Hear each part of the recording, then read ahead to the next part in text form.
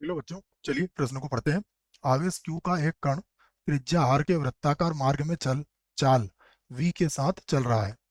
इससे संबंधित चुंबकीय आघूर्ण म्यू का मान होगा। विकल्प हमें दिए गए ए, बी, सी और डी, और हमें इनमें से सही विकल्प बताना है।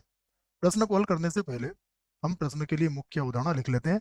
तो प्रश्न के लिए मुख्य अवधारणा, जिसकी सहायता से इस प्रश्न को हल किया जाएगा। मुख्य अवधारणा में हम क्या करेंगे, देखिए कुछ सूत्रों को लिखेंगे। सबसे पहले हमें चुंबकीय आघूर्ण का सूत्र याद होना चाहिए, जो म्यू बराबर होता है हमारा आई गुणा ए। यहाँ बच्चों आई तो धारा होगी और ए क्या होगा, हमारा क्षेत्रफल होगा। ठीक है। दूसरा सूत्र भी मैं लिख देता हूँ। दूसरा सूत्र आपको याद होना चाहिए आवर्तकाल का। आवर्तकाल टी बराबर होता है 2 पाई बटा ओमेगा। ठीक है।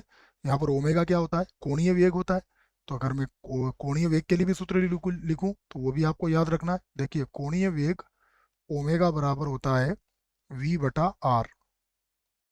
ठीक है, ये वृत्ताकार पथ के लिए बात कर रहे हैं। उसके बाद यदि धारा की बात करें तो धारा का सूत्र भी आपको याद होना चाहिए। धारा का सूत्र होता है आई बराबर आवेश के प्रवाह की दर को धारा कहते हैं। तो ये q बटा टी हो जाएगा। ठीक है। तो ये कुछ बातें हैं जो इस प्रश्न को हल करने में आपकी मदद करने वाली हैं। अब हम यहाँ से इस प्रश्न को हल करेंगे। देखिए क्या कहा गया है, क्यू आवेश q का एक कण त्रिज्या r के वृत्ताकार मार्ग में चल रहा है। तो सबसे पहले हम क्या करते हैं, एक वृत्त यहाँ पर बनाते हैं। ठीक है। मान लीजिए कण हमारा ए पर है, तो इसका वेग या चाल कितनी दी गई है हमें बच्चों, इसकी चाल दी गई है v। ठीक है, इकाई यहाँ पर नहीं दी गई है, इसलिए केवल हम v ही लिखेंगे। ठीक है। उसके बाद त्रिज्या क्या है इसकी, त्रिज्या है दी गई है हमें इसकी r। ये दो बातें हमें यहाँ पर दी गई है। ठीक है। तो बच्चों सबसे पहले हम क्या करते हैं, देखो इस वृत्त का क्षेत्रफल ज्ञात कर लेते हैं। तो वृत्त का क्षेत्रफल, जिसको मैं किससे व्यक्त करूंगा, ए से। तो ये कितना हो जाएगा, पाई आर का वर्ग। ये हो जाएगा हमारे पास वृत्त का क्षेत्रफल। ठीक है। उसके बाद अगर मैं इसके आवर्तकाल की बात करूं, तो आवर्तकाल, देखिए आवर्तकाल क्या होता है, आवर्तकाल होता है 2 पाई बटा ओमेगा। यहाँ पर ओमेगा का मान निकालना चाहूंगा मैं, तो ओमेगा बराबर क्या हो जाएगा, ओमेगा बराबर देखिए यहाँ पर चाल कितनी दी गई है v, और बटे में कितना आ जाएगा, त्रिज्या कितनी है हमारे पास r। तो ये ओमेगा का मान आ जाएगा। तो यहाँ से हम क्या कर सकते हैं, आवर्तकाल t का मान ज्ञात कर सकते हैं। ठीक है। आप लिख सकते हैं जहां जहां ओमेगा बराबर क्या हो गया, v बटा आर हो गया बच्चों। तो आवर्तकाल t बराबर क्या हो जाएगा, तो यहाँ से लिख सकते हैं आप आवर्तकाल, आवर्तकाल t बराबर, देखिए क्या सूत्र था हमारे पास, 2 पाई बटा ओमेगा का मान कितना आया, ओमेगा का मान है v बटा आर। तो ये हो जाएगा v, और गुणा में कितना आ जाएगा r। तो ये हो गया 2 पाई आर, बटे में कितना आ गया, v आ गया हमारे पास। ठीक है।